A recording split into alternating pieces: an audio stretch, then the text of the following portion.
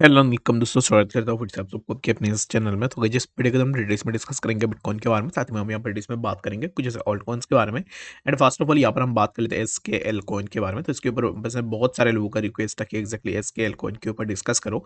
तो इसके प्राइस को अगर आप देखोगे तो यहाँ से प्राइस ने एक अच्छा सा मूवमेंट भी ली हुई है। तो अभी इस टाइम पे प्राइस ने यहाँ पर अप ट्रेंड में ही मूव कर रहा है। तो ये जो अप ट्रेंड में मूव कर रहा है, तो यहाँ पर अगर आप देखो तो जब भी प्राइस नीचे आ रहा है तब इसी कार पे प्राइस अपना सपोर्ट ले रहा है एंड अगेन यहाँ से प्राइस अपना कंटिन्यूएशन कर रहा है, जो कि अप ट्रेंड है उसका कंटिन्यूएशन हमें देखने को मिल रहा है। तो नेक्स्ट हम यहाँ से क्या एक्सपेक्टेशन करेंगे, तो the next expectation would be that कि प्राइस अभी इस टाइम पे जहाँ पे चल रहा है यहाँ से प्राइस थोड़ा स्लाइड डाउन कर सकता है।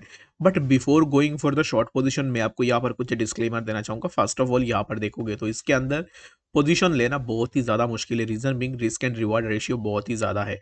इफ़ अगर आप मैं आपको बताऊँ कि जैसे कि यहाँ पर नॉर्मल जो ट्रेड्स लेते हो तो आपका स्टॉप लॉस होनी चाहिए अबव दिस जोन, जो कि ये जो वीक्स है इन वीक्स के ऊपर आपका स्टॉप लॉस होनी चाहिए। रीजन बिंग ये जो वीक्स है ना, इन वीक्स में हो सकता है कि प्राइस यहाँ पर इन वीक्स से रिजेक्शन ले और उसके बाद फिर से जो है प्राइस नीचे आ जाए। If you are making your position and taking the stop loss below this, then यहाँ पर जो है आपका लॉस होने के चांसेस बहुत ज्यादा है। और यहाँ पर अगर मैं 5% 6% के स्टॉप लॉस रखना, it doesn't make any sense. तो इसके लिए इन ऑल द सेंसेस मैं आपको यहाँ पर यही रिकमेंड करूंगा कि right now do not go for a short in school. अगर आप यहाँ पर स्कल में शॉर्ट करना चाह रहे हो, अगर आप यहाँ पर इतनी बड़ी स्टॉप लॉस देना चाह रहे हो, लेट सपोज कि आप यहाँ पर इतना बड़ा स्टॉप लॉस दे सकते हो 7.4% के आसपास, 6.55% के आसपास, then you can surely go for your short position. इसमें कोई दिक्कत है नहीं।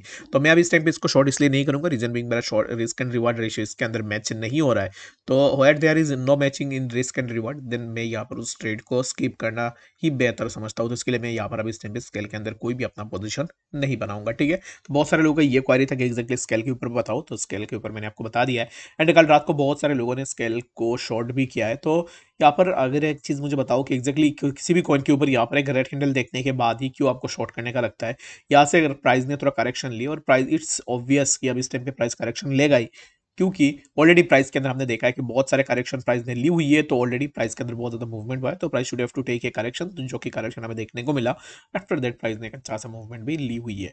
तो अब इस टाइम पे for now we can still expect that कि प्राइस के अंदर हमें और भी थोड़ा मूवमेंट देखने को मिले। तो आई होप कि इसके बारे में समझ में आ गया होगा। तो बाकी यहाँ पर जितने भी ऑल्ट्स है, हर एक ऑल्ट के प्राइस के अंदर similar kind of drop down हमें देखने को मिल रहा है। तो सुई is showing kind of A positive impact, जो कि सुई के प्राइस के अंदर हो सकता है कि हमें थोड़ा मूवमेंट देखने को मिले। तो बाकी अगर आप यहाँ पर सुई में एंट्री लेने का सोच रहे हो, तो मैं आपको यहाँ पर यही रेकमेंड करूंगा कि थोड़ा वेट कर लो। प्राइस इसी जोन का अगर ब्रेकआउट लेता है 5860, then you can go for a short position in Sui as well.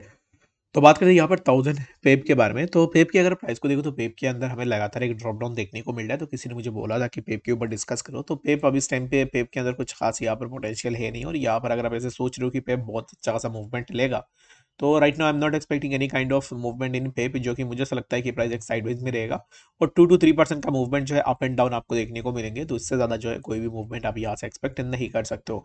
तो चलिए फिर हम बात करते हैं इस टाइम बीटीसी के बारे में कि एक्जैक्टली बीटीसी में क्या नेक्स्ट मूवमेंट होगा। तो BTC right now BTC is on 37,300 के आसपास अब इस टाइम पे बीटीसी मूव कर रहा है। BTC is trying to down on this particular zone. और अगर आपको याद होगा, कल जब भी मैंने यहाँ पर वीडियो डाला था तब भी मैंने आपको बताया था कि बीटीसी के लिए आप ये बिल्कुल भी मत सोचो कि प्राइस बहुत ज़्यादा नीचे आ जाएगा या फिर प्राइस खत्म हो जाएगा। एक्जैक्टली अगर आप देखोगे तो प्राइस ने फिर से इसी जोन से जाकर रिजेक्शन ली, जहाँ पर ऑलरेडी हमने डिस्कस भी किया था। And again we got rejection from this zone.